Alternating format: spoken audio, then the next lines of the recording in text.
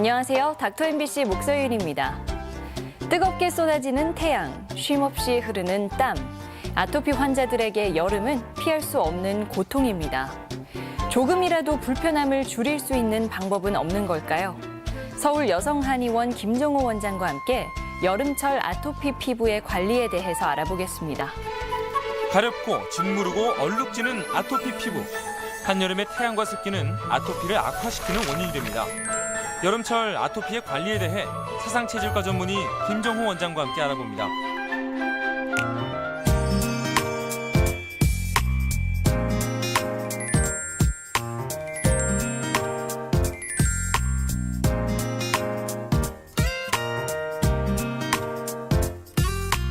안녕하세요. 안녕하세요. 네, 이 더운 계절에 아토피 피부가 겪는 불편함이 여러 가지 있죠? 네, 그렇습니다. 우선 여름철이기 때문에 다소 좀 노출이 있을 수밖에 없는데 네. 반바지라든지 짧은 소매 같은 이런 가벼운 노출도 피부염으로 인해서 스트레스를 많이 받게 되고요. 네. 또 피부 상태에 따라서 그날 피부 상태가 악화되어 있으면 외출이 어렵고 또 많은 긴장을 하게 되는 그런 불편함이 있을 수 있고 또 기본적으로 햇빛에 노출이 되고 또 땀이 흐르다 보면 이것들이 피부를 자극해서 가려움을 많이 느끼게 됩니다. 네. 아토피 환자가 여름철에 특히 주의해야 할 점이 있을까요? 첫 번째로 여름철은 무엇보다 장내 환경에 신경을 좀 써줘야 됩니다. 더위로 인해서 차가운 음식의 섭취가 많아지고 또 수분의 섭취가 과잉하게 되는 경우가 많은데 자칫 장염 또는 배탈과 같은 이런 장애 문제를 가지고 오게 되는 경우가 많은데 장애 문제를 가지고 오게 되면 피부에 바로 증상이 발현하게 됩니다. 그래서 네. 가려움이 심해지거나 염증이 악화되기도 하고요. 또 기본적으로 감염을 주의해야 되는데요. 가려워서 긁다 보면 상처가 나게 되고 이 네. 상처난 부위로 오염된 물이나 어떤 물질에 의해서 감염이 될 수 있기 때문에 역시 좀 조심해야 됩니다. 저희 환자분들 같은 경우에는 이 한약으로 만든 연고를 바르고 물에 들어가라고 이렇게 티칭하고 있는 편이고요.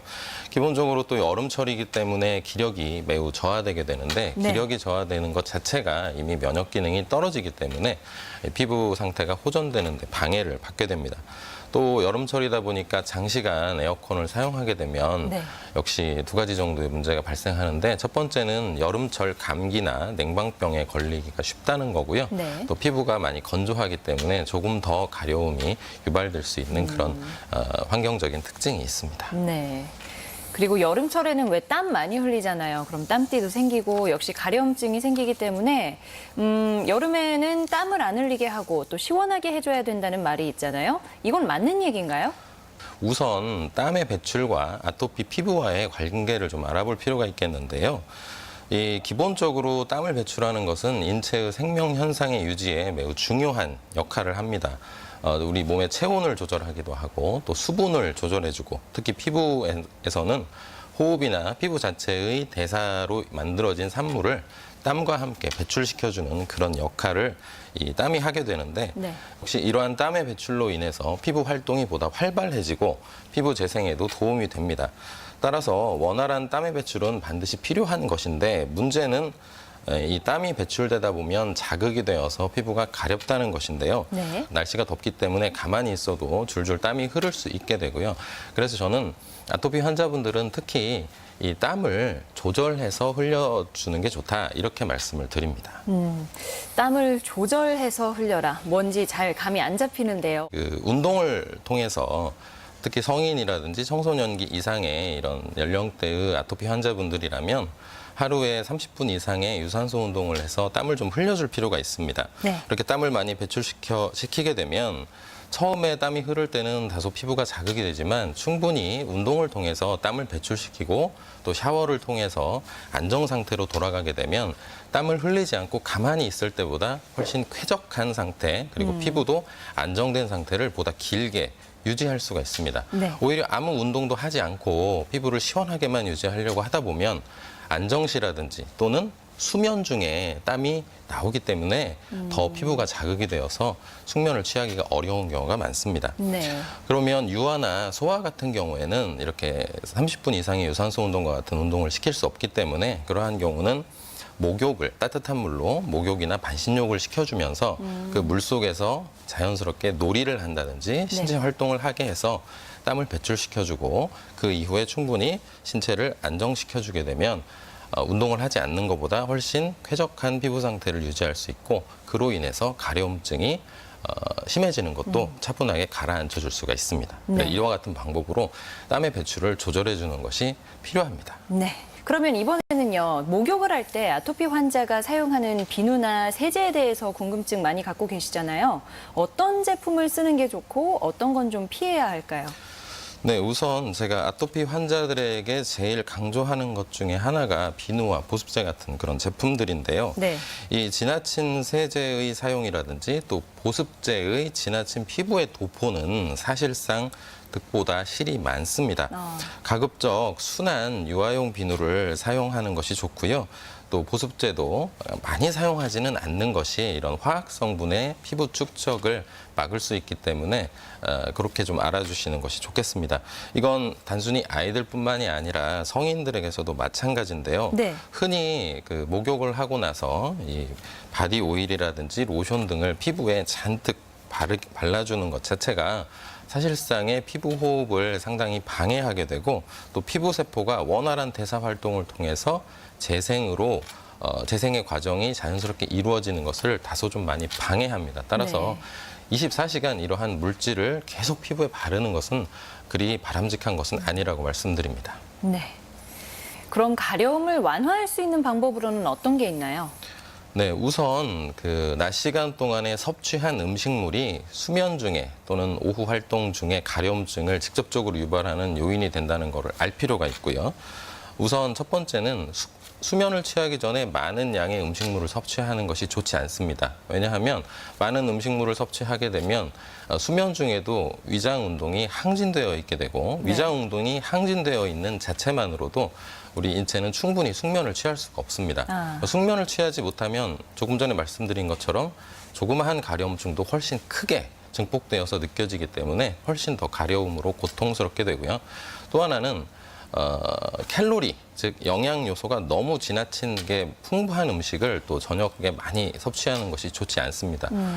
이런 그 열량이 높은 음식을 많이 섭취하게 되면 수면 중에 이 섭취한 그 열량에 의해서 몸에서 과다한 열 에너지가 생성이 되는데 열 에너지가 많이 생성되는 것 자체가 피부에 있는 염증을 악화시킵니다. 따라서 염증이 악화되면 더욱더 많이 가렵게 되고 또 염증이 확산되기 때문에 이러한 그 동물성 지방이 과다하게 함유된 식품이라든지 또는 치즈와 같은 이런 유제품 성분이 많이 함유되어 있는 이런 식품들을 저녁 시간에 많이 섭취하고 수면에 들어가는 것은 꼭 피하시는 것이 가려움을 완화시킬 수 있는 조금 더 근본적인 대책입니다. 네. 그러니까 우리가 뭐 일상생활에서 지킬 수 있는 생활 수칙이 몇 가지 있네요. 네, 그렇습니다. 네. 그리고 또 여름철에는 유난히 우리가 자외선 차단에 신경을 많이 쓰잖아요. 자외선 차단제를 자주 덧바르는 일, 이것도 아토피 피부를 갖고 있는 분들에겐 뭐 득일까요, 실일까요? 실제로 또 자외선 차단제를 사용하지 않고 그냥 맨 피부로 강한 직사광선에 노출이 되면 이 햇빛에 의한 화상을 입어본 경험들이 다들 있기 때문에 자외선 차단제를 많이 사용들을 하고 계시는데요. 문제는 이 자외선 차단제에 기본적으로 반드시 함유되어야 하는 그런 성분들이 피부에 많은 알러지 반응들을 일으키기도 하고 경우에 따라서는 햇빛과 반응해서 어떤 그 염증을 악화시키거나 뭐 암을 유발하는 그런 원인으로도 알려져 있는 그런 물질들이 함유되어 있기 때문에 많이 사용하는 것은 당연히 좋지 않습니다. 아토피 환자도 마찬가지인데요. 꼭 피할 수 없는 어떤 그런 상황이어서 자외선 차단제를 좀 사용을 하게 된다면 중요한 것은 자외선 차단제가 피부에 발라져서 접촉하고 있는 시간을 최소화시켜주는 것이 좋습니다. 따라서 꼭 필요한 그 상황이 끝나고 나면 귀가해서 바로 이 성분들을 그 피부 밖으로 씻어주시고 다시 피부가 편안하게 호흡할 수 있는 그런 상태로 복귀시키는 것이 중요하겠습니다. 네. 그러니까 자외선 차단제를 사용하는 것보다는 뭐 의류라든지 도구 같은 걸 통해서 햇빛을 가려주는 게 더 좋은 방법이네요. 네, 그렇습니다. 일부러 장시간 피부를 노출시키기 위해서 그만큼 또 많은 양의 자외선 차단제를 억지로 피부에 바르는 것은 바람직하지 않고 특히 아토피 환자들은 더욱 그렇다고 말씀드릴 수 있겠습니다. 네. 마지막으로 아토피로 고생하는 분들에게 한 말씀 부탁드릴게요.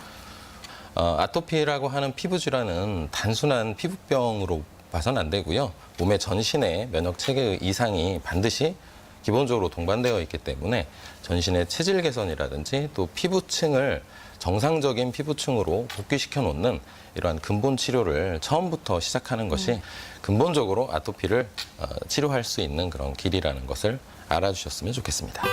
네. 이 시간에는 사상체질과 전문의 김정호 원장과 함께 여름철 아토피 피부 관리에 대해 알아봤습니다. 고맙습니다. 감사합니다.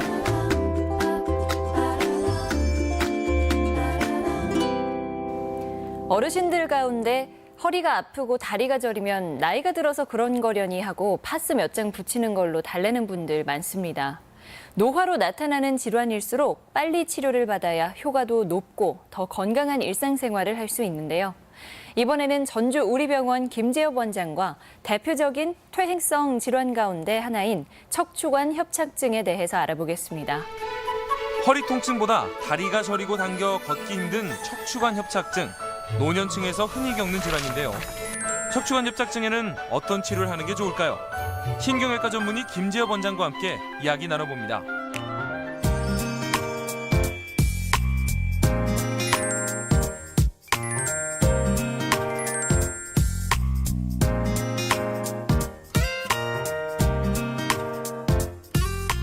안녕하세요. 예, 안녕하세요. 네. 퇴행성 질환이라고 하면은 증상의 정도에 따라서 치료 방법이 달라지나요? 일단 디스크와 마찬가지로 척추관 협착증에서도 가장 기본적인 보존 치료를 먼저 하고요. 네. 그런 게 잘 되지 않은 때 수술적 치료를 할 수가 있습니다. 물론 이제 보존적 치료에는 물리치료라든지 병원 가면 약물 치료하시잖아요. 네네. 그걸 제일 먼저 시도를 해서 증상을 완화시키는 치료인데요.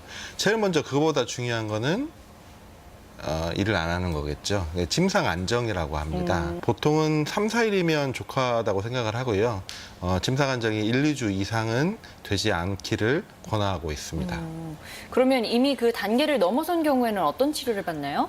그 다음 방법에는 이제 병원에 가시면 약물 치료를 할 수가 있겠죠. 네. 우리 이제 디스크뿐만 아니라 협착증에서도 국소적인 염증 반응이 많이 있거든요. 그래서 비스테로이드성 진통제를 복용을 하면서 염증 반응을 줄여주는 치료를 하고요. 그 밖에 물리치료로 가시면 핫백 같은 온열 치료를 할 수가 있죠. 그리고 요즘에는 이제 견인 치료 같은 거를 해볼 수도 있습니다. 그래서 견인 치료는 만성 요통의 경우에는 급성 요통의 경우보다 좀 떨어진 것 같기는 합니다. 요즘에는 또 허리 통증이 있거나 하신 분들이 거꾸리라는 걸 많이 이용하잖아요. 그 왜 거꾸로 이제 머리가 바닥으로 향하게끔 하는 거죠. 그것도 효과가 있나요? 일단 이론적으로는 우리 견인 치료라고 하는 게 있거든요. 네. 조금 전에 말씀드렸듯이 견인 치료는 이제 밑에서 허리를 이렇게 당겨보는 치료거든요. 네. 그러면 이제 그쪽 척추관이 늘어나서 하는데 대부분의 경우에 그 협착증에서보다는 디스크에 더 효과가 있는 것 같기는 합니다. 네. 그러나 이제 임상에서 실제로 그 진료실에서 보면 나 그거 하고 좋아졌다고 하시는 분들이 꽤 있어요. 네네. 그래서 하지만 문제점은 뭐냐면 우리 병원에서 이제 견인 치료는 그 힘을 조절할 수가 있거든요. 이거는 중력으로 하는 거기 때문에 네. 임의 조절이 잘 안 됩니다. 그렇죠. 이제 그런 경우가 있기 때문에 처음에 할 때는 너무 장기간 그리고 과도하게 하지 말고 천천히 하셔야 되고요. 물론 이제 그 임상에서 보시는 그런 견인 치료나 이런 효과가 뭐 과학적으로 완전히 그 효과가 입증이 된 것은 아직 아닙니다. 이제 이런 치료 말고도 텐스라는 전기 자극 치료 있죠. 저주파 뭐 치료기라고 해서 요즘에는 또 형편이 되시는 분들은 아예 그런 걸 사다가 이렇게 직접 하시는 분들도 있고요. 그다음에 이제 가끔 마사지나 교정 치료, 뭐 척추 교정 치료라고 해서 그런 걸 이용하시는 분들도 꽤 있습니다. 조금 전에 말씀하신 척추 교정 치료라는 것도 물론 도움이 되긴 하겠죠. 일단은 서양의학도 이것을 이제 카이로프락틱이라고 해서 새로운 분야로 해서 따로 독립적으로 이제 운영을 하고 있는데요. 네. 협착증에서는 이 요통에 관해서 카이로프락틱이 그 효과적이라고 하시는 의사 선생님도 물론 있지만 네. 아직 과학적으로 그 효과가 입증된 것은 아닙니다. 아, 근데 그래요? 이제 제 개인적인 경험을 말씀드리자면 네. 일단은 그러지 않겠어요. 그 카이로프락틱이나 그런 치료를 하시고 나서 좋아지시는 분은 굳이 저한테까지는 안 오시겠죠. 나았을 그죠. 테니까. 그래서 대부분의 카이로프락틱을 하고 부작용이 생겨서 그러니까 뭐 협착증, 요통이 더 심해진다든지 그다음에 디스크가 병발해서 오시는 분들이 많기 때문에 사실은 저희 병원에서 카이로프락틱을 심하게 권하지는 않습니다. 그보다는 이렇게 이제 근막을 부드럽게 풀어주는 마사지와 비슷한 근막 치료를 많이 하고 있고요. 네. 그다음에 이제 특히 주의할 점은 그 협착증 중에서도 척추가 앞으로 튀어나가 있는 척추 전방 전이증이라든지 네. 불안정증, 관절이 너무 느슨해져서 움직이는 각도가 너무 헐거워져 있는 분들은 오히려 카이로프락틱 그런 것들을 하시면 악화되는 경우도 있고요. 우리가 이제 병원에서 하는 카이로프락틱도 있는데 대개는 이제 민간 치료로 또 하시는 분들이 많아요. 네. 그거는 좀 자제를 해주시고 전문의와 상의를 하시는 게 더 좋을 것 같습니다. 허리 통증 클리닉 치료 뭐 이런 게 있던데요. 이거는 뭐 주사요법을 이야기하는 건가요? 예, 그거는 사실은 척추관 협착증이라고 하는 게 신경이 지나가는 관이 좁아져 있다고 했잖아요. 네. 그러다 보면 그 혈액순환이 별로 좋지를 않은데 그 주사를 맞으면 미세 혈액순환도 좋아지게 되고 그러면서 증상이 완화되는 겁니다. 그리고 또 신경이 오랫동안 눌려 있으면 그 주위에 그 염증 반응을 동반이 되고 또 유착 같은 반응이 있거든요. 네. 근데 이제 그런 것들을 주사를 맞음으로써 염증 반응도 줄어들고 유착을 또 풀리는 약을 또 같이 섞어서 주사를 주기도 합니다. 그러면서 증상이 완화시키는 겁니다. 그래서 이런 경우에 이제 그 주사를 맞는다고 해서 척추관 협착증이 쫙 넓어지는 건 아니지만 이런 치료와 더불어서 운동을 같이 병행하신다고 하면 네. 이제 혈액순환도 좋아지고 염증도 가라앉기 때문에 우리가 증상의 호전을 기대할 수도 있습니다. 네.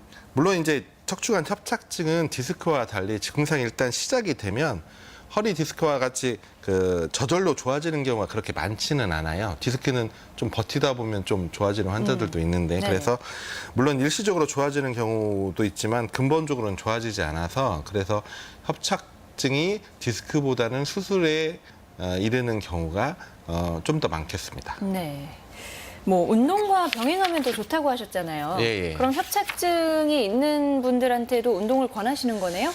예, 물론 이제 협착증만 좋고 또 어떤 것은 디스크만 좋다고 딱 구별되는 운동법은 사실 없습니다. 네. 그래서 다만 이제 말기가 되기 전까지는 꾸준한 걷기 운동하고 허리 근력 강화를 하면 증상이 실제로 많이 심했다가 완화되시는 분들도 많이 있고요. 네. 적어도 더 병이 진행하는 것을 예방을 하면서 수술을 조금 더 뒤로 미룰 수 있는 효과가 있을 것 같습니다. 네네. 근데 협착증은 다리 저림 증상이 심한 분들도 있던데 그런 경우에도 뭐 운동을 꾸준히 하다 보면 이런 증상이 나아지나요? 일단은 이제 이렇게 말씀하세요. 이제 아니 나 다리가 저려서 잘 못 걸어서 병원에 네. 왔는데 걷는 운동을 하라고 하면 나를 어떻게 하라고 말씀을 네네. 하는데 이런 경우에 이제 조금 전에 말씀드리는 허리에 주사를 맞는다든지 아니면 이제 약물을 같이 복용을 하면 통증이 좀 나아지거든요. 그런 상태에서 조금씩 이렇게 그 정도를 높여 가시면 서서히 처음에 10분밖에 못 걸었던 게 20분 되고 30분 되면서 이렇게 풀어지는 경우가 있습니다. 물론 말기가 되면 그런 운동을 해도 전혀 개선이 되지 않지만 그러나 초기나 중기 같은 환자 같은 경우에는 그런 치료로 더불어서 증상이 많이 완화가 되고 운동을 꾸준히 할 수 있는 여건이 되는 경우가 많이 있습니다. 그럼 이미 말기에 이르는 환자면 뭐 수술하는 방법밖에 없는 건가요? 근데 이제 협착증은 사실은 재밌는 것은 보행이 잘 안 되시는 환자분들 중에서 그냥 서서 하는 동작, 그러니까 서서 해서 쌀가마니를 움직일 수도 있어요. 그런 거에는 전혀 지장이 없는 분들도 가끔은 있습니다.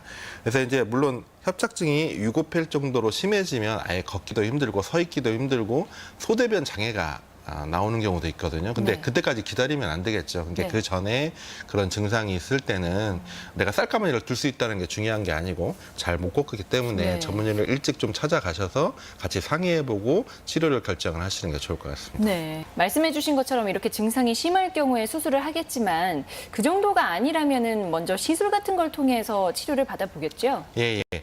요즘에는 이제 신경치료 이외에 또 이제 신경치료로도 잘 안 낫는 환자분들이 있으면 수술을 가기 전에 시술을 먼저 해보는 경우가 있습니다. 네. 한 3가지 종류가 있는데요.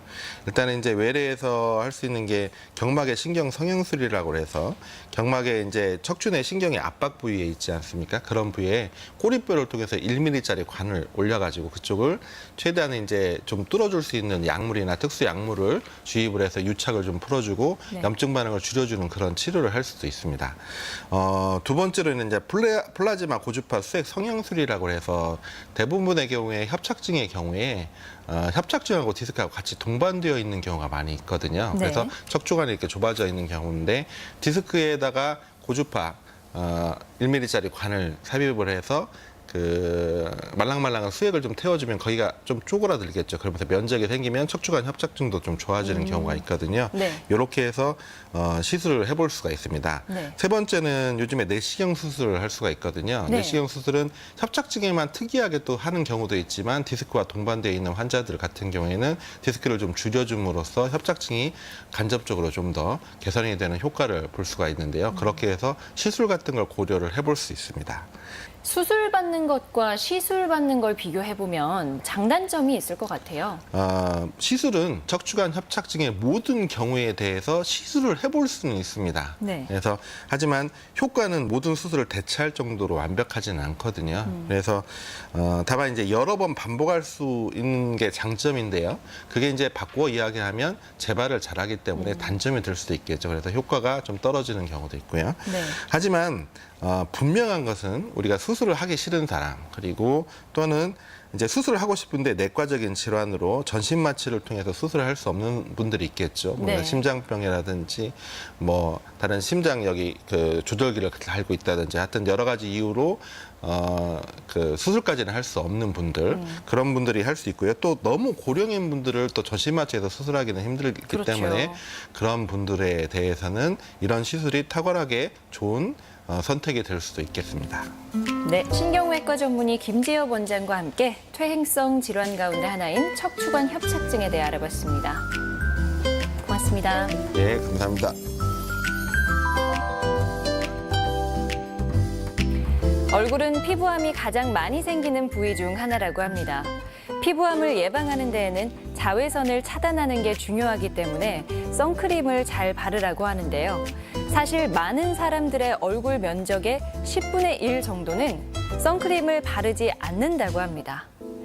눈꺼풀이나 양쪽 눈 사이, 콧대 이런 부위를 놓치기 쉽죠. 선크림을 바르는 것 외에도 선글라스나 모자를 활용해서 강한 자외선은 꼭 피하는 게 좋습니다. 저는 다음 주에 다시 인사드리겠습니다. 건강한 한 주 보내십시오.